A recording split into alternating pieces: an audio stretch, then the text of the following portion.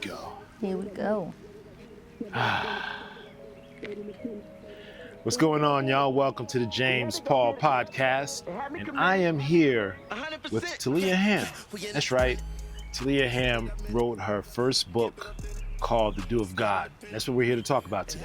So, Taliah, welcome. Thank you. Thank you for having me. Yes. So, you did something new, right? You wrote a book. Yes. So, question, have you always seen yourself as an author? I don't know that I've always seen myself as an author, but what I do know is that I've always loved to write. Okay. And so I started writing when I was using my diary. All right. You know, back in the day, we had the diary, it had a key, it's a little book. Nobody could come in and unless they had the key to open up your diary. So I held on to my key, but every night I would always write in my diary. And I felt like it was very therapeutic. Yeah. Didn't have the right terminology or the words to understand that at the time. Right. But I do know that as a young child, I enjoyed writing. Okay. And now people call it journaling. Yep. But we just said, you just write it in your diary, you know? But I did it every day. And so then I would write all of the pages and then need a new diary. Wow. So I had between like 10 to 15 diaries. Man. As a child. Right. Never did anything with it, just enjoyed writing. And then decided to finally write a book. So, Yes. The Dew of God. Tell Yes. us, without telling us, what's the book about? So the book is about a female that is from an urban environment in New Jersey. And she meets a guy as a child now, right? So she's a young adolescent. And she meets a boy at 12, 13 years old. Right. That friendship evolves after several years into a romantic relationship around 20, 21 years of age. She falls in love with him. She breaks up with him because she's also conflicted because she's in love with someone from the inner city, and he's kind of what you call like the good boy versus the bad boy. Ooh. So she goes for the bad boy. Got it. So that's the gist of what the book is about without all of the meat and potatoes in between. Yep. How many of y'all women can identify with that situation right there? Yeah. Wow. Yeah. Okay. And so, at what point do you realize whether your decision was a good decision or a bad decision? What happened? If without, tell us what you can without giving us too much, of course. Well, I mean, 25 years later. Yeah. So through a lot of trials, tribulations, and rediscovering herself as a woman and learning who she is and what she's becoming. Okay. Right? Yeah. Certain things become revealed to her that, hey, the bad boy image isn't what you really want. And not only is it not what you want, but it's not what you deserve because you just went into the bad boy image because you felt like you could fix a man. Yeah. And so sometimes as women and nurturers, our first go-to is, well, I could fix you. Right. The good guy doesn't seem like he needs to be fixed. Like he's just all perfect, Right. you know? You just want to go after, you kind of, in the book, she's attracted to what she can fix for her idea of what it should look like. But in the midst, there's a lot of consequences along the way. And so it becomes revealed to her that that's not the best course of action. Right. That's not what she wants. Yeah. She should have been with the good guy. Wow. So you have these movies, right? Yeah. Batman and Robin, the Joker, and the good guy versus the bad guy. And so the Dew of God kind of mirrors the good the good guy versus the bad guy in a way, you know? Yeah. And so I don't mean to say it in a shady way, but a lot of women that I converse with understand. Like maybe the guys may not get it, but the women do. And it's just like, you want the one who's broken, you want the one who needs help, you want the one who needs nurturing, but it's not your job. You're not the mom, you know, in that ideal. Yeah, and you know, You know? yeah, and also in part with that, I think the music at that time played a heavy role in that. Oh yeah. Oh man, it Yeah. was that Early push. 90s? Yeah. What? You see what I mean? So Jersey, New York, Right. of course. It You don't was- want no good guy. it was He was pushing like corny. that. So I understand. No, but I totally understand how you can get caught up in that. You know? And you're right, there are a lot of women who now talk about It's these the things. illusion. Right. You know, because that person is going to be there and always protect you and this whole shit. You know, it's like the Bonnie and Clyde thing. But Yep. when you get older and you think about it, it's like, yo, all that drama is so unnecessary. Well, Right? it's toxic. Yes. It's too toxic. Yes. You know, But we like, thought it was cute, right. right? I mean, like, Yeah. unless you're from, like, if you're from Jersey, New York area, I can't even say that because I'm sure it happens in the South too, or wherever Yeah, in now the world. it's spread out, but we're just It's talking spread about out. our But our upbringing, Yeah, right? So right. it's just like the one that's broken, you're supposed to fix. And so you're attracted to fixing it. It's very delusional. So here's a question now. How does a person, based off of this book, how does she realize that she's made a wrong decision and begin to turn things around? Because she ends up with the good guy. Well, that's for the reader to find out. But Oh, I love it. But Okay. you know, as far as her identifying that maybe her decision making may not have been the best, Right. I would say it was a mirror effect. There were a lot of things that happened in her life that put the mirror up, and then she started putting herself first and realizing her values and her worth. And she realized, like, hey, you know, the good guy is really what I want. Yeah. The good guy, you know? Yeah. The Totally. church boy. Church boy. The church guy. Yep, I get it. The clean guy, the one Yeah. that's not running around and he's not doing, you know, certain activities Right. that paint us out to be what Yeah. the world would say is the bad boy. Yeah. Everybody has their own definition of the bad boy, but for me, my good guy was the one in church, the one going straight home, the one in his books, the one that was grounded, and the bad boy was the one outside being promiscuous, overindulging in Yeah, activities, and not loyal or faithful. And that's how I define the bad boy. Okay. No commitment, really. Got it. Even after marriage. Right. So it happens. And then, right, it does happen. You know it from the beginning. Correct. And you still are attracted and you still want it, because for the woman, she just says, if I'm soft enough, if I love enough, if I'm faithful, if I'm good, Right. if I'm a good wife, then good will happen. Right.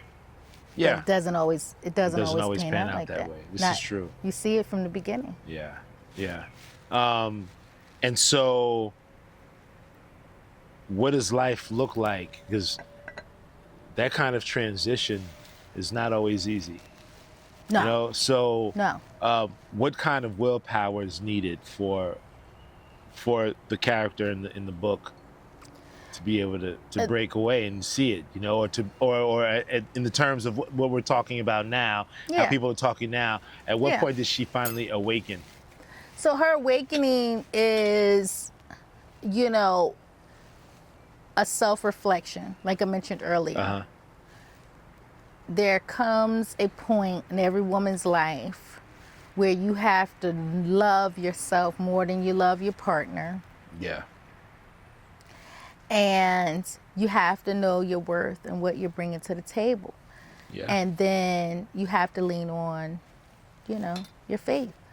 And truth be told, that's the way that it should be on both ends, for the man Yeah. and woman. We're talking about your scenario, but I just kind of wanted to point that out, guys, or those that are watching, that this goes for men too. This is not just a rule that applies to women. Like, when something doesn't feel right, you got to wake up at some point. And Right. You can't put the blame on other people. Right. And you can't orchestrate to fix it. Right. I mean, that's not, we really get lost in thinking that we can conjure up and manipulate our realities and create the fantasy, that everything's perfect when it's not. Yeah. But Yeah. holding yourself accountable Yeah. and saying to yourself, I deserve better. And even if it's not better with someone else right now, maybe I need to be still. Correct. Maybe I need to be alone. Yeah.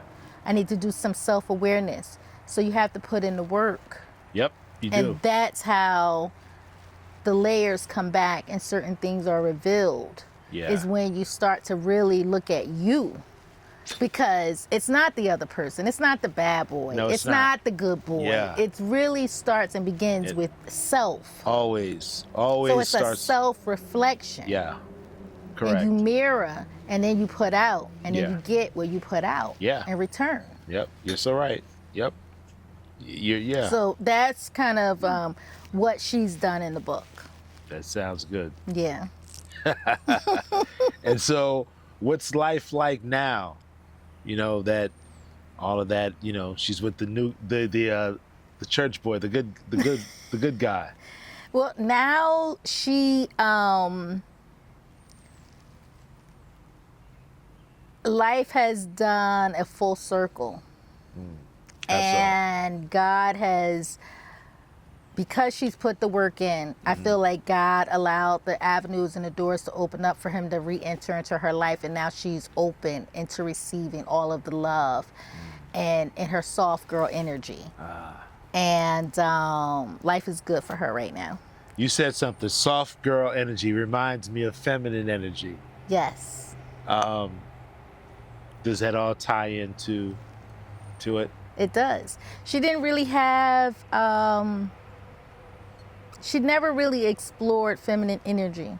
She never understood feminine energy because she was always trying to fix something or always battling a circumstance, which most women find themselves in.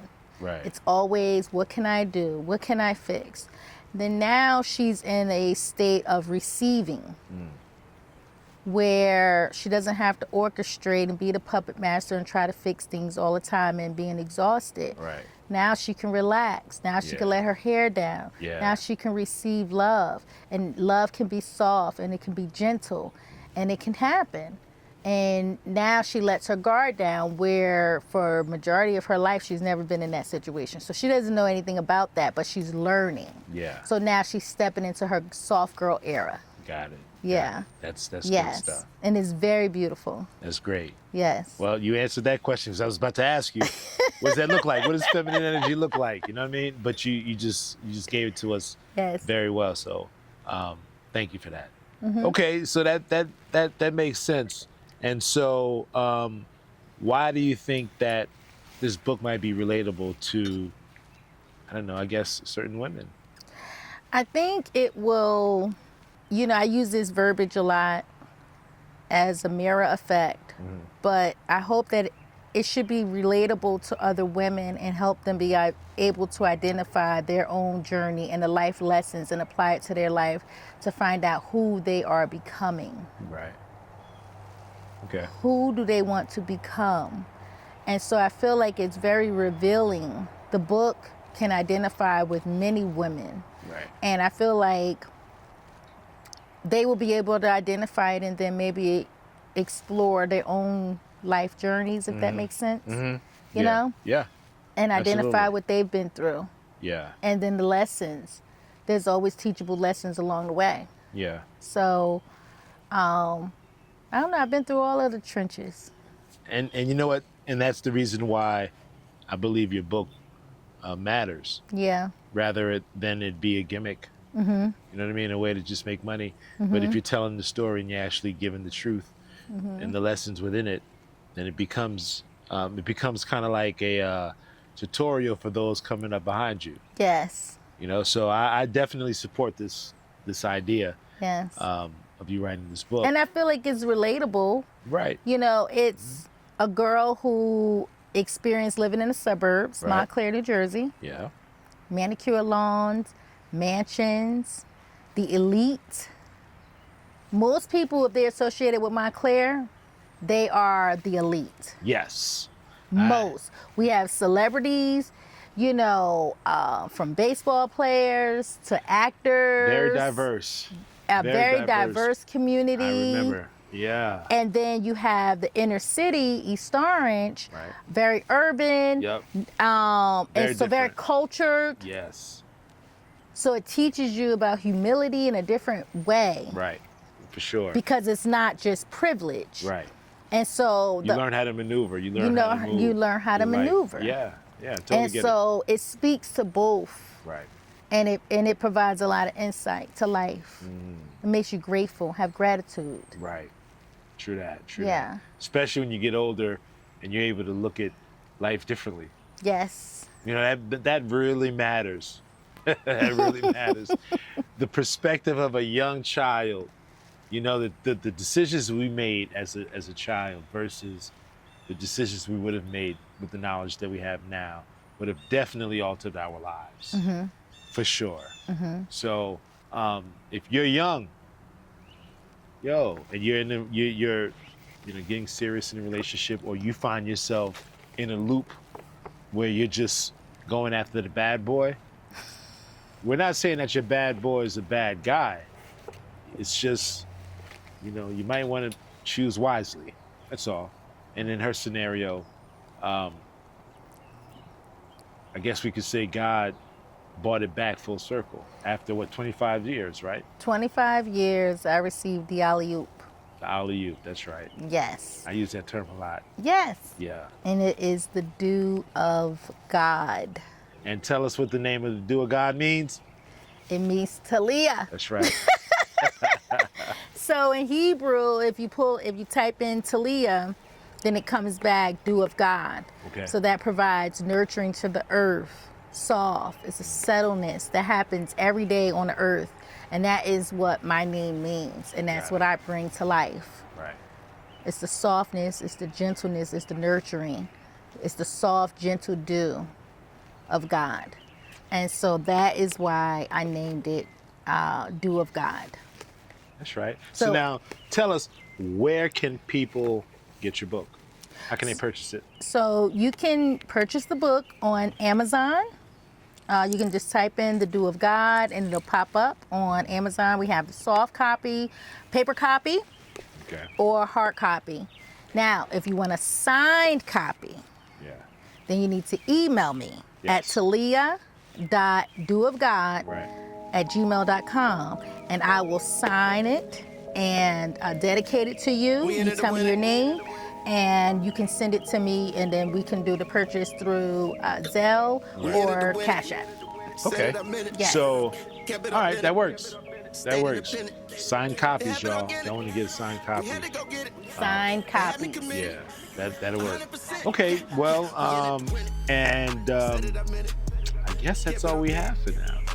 Well, there you have it, y'all. You can get it on Amazon.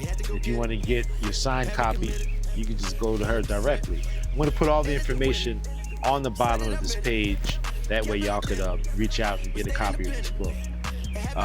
Thank you very much for coming on this podcast. Much success on your book, for sure. Thank you very much. Yeah, Thank yeah. you for having me. I really appreciate it. Oh, my pleasure. 100 million off my phone. I'm your new follower.